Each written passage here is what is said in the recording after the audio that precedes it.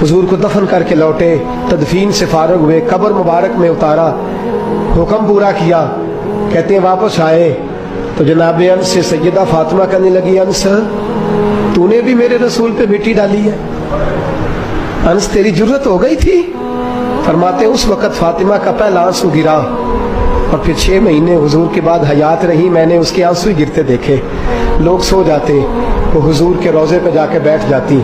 कहते मैं समझाता बहलाता, लेकिन फातिमा कहती अली सब्र अपनी जगह, कर्म अपनी जगह। और मैं तुझे क्या बताऊं, बहन भाई पहले सारे चले गए, वालदा पहले छोड़ गई, अब हुजूर अलैहिस्सलातु सलाम ने भी पर्दा डाल लिया है, मुझे चार और जानिब कुछ दिखाई नहीं देता। कहते 6वां महीना था हुजूर के विसाल को। एक दिन मुस्कुराती हुई फातिमा घर आई रोजे से रात को बच्चों के साथ, तो शेर खुदा कहने लगे, मैंने कहा फातिमा बड़े दिनों के बाद मुस्कुराते देखा, क्या बात है?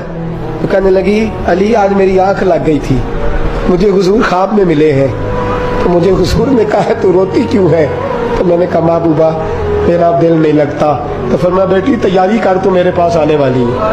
हजरत अली फरमाते बस फातिमा बीमार हुई, चंद दिन गुजरे तो मुझे बुलाया, तो कहने लगे अली वक्त जाने का आ गया है, ये अली के घर की है इज्जत अली से सुनते, नबी के घर की है इज्जत नबी से सुनते। वो जिसने मुअज़्ज़ज़ किया घराने को, हुसैन पाल के जिसने दिया जमाने को, जाने का वक्त आ गया है अली। पहली बात तो यह है कि हुजूर की नवासी जनाब उमामा से शादी कर लेना, वो हुजूर को बड़ी प्यारी है। और दूसरी बात यह है कि मेरे हसन हुसैन इनका खास ख्याल रखना।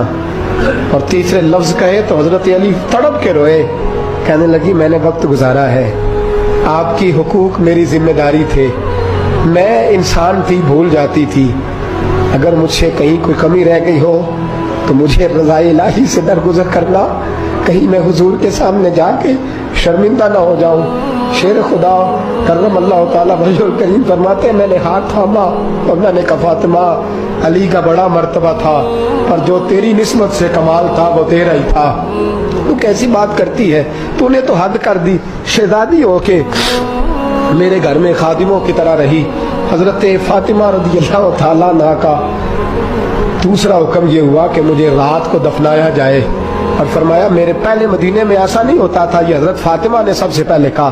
फरमाया मेरी चारपाई के साथ लगा के ना शाखें, चारपाई के साथ तो ऊपर लगा के उन्हें ऊपर से बांध देना, और उन शाखों के ऊपर एक कपड़ा डालना, मेरे कफन पर भी किसी की नजर न पड़ जाए।